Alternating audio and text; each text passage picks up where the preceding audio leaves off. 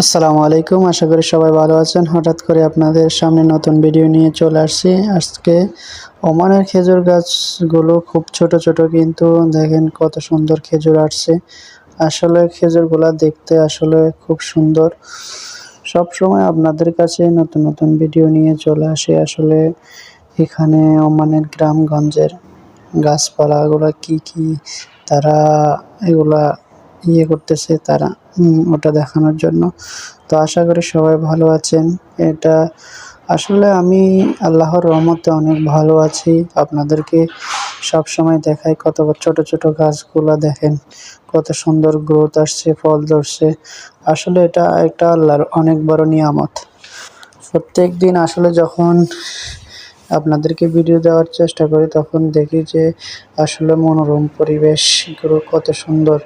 আর বাংলাদেশে এর খেজুর গাছগুলোকে পরিচর্যা না করার কারণে বেহাল দশা হয়ে থাকে সবসময়। আর এই দেশের খেজুর গাছগুলো দেখেন আপনারা অনেক বড় বড় মোটা মোটা দেখতে। এই গাছটি প্রায় 20 বছরের উপর হবে, অনেক বড়, অনেক মোটা। এটা এটা কিন্তু ফল ধরে না, এটা ফুরুষ গাছ বলে এখানে ওমানে। তো আপনারা আশা করি সবাই ভালো আছেন।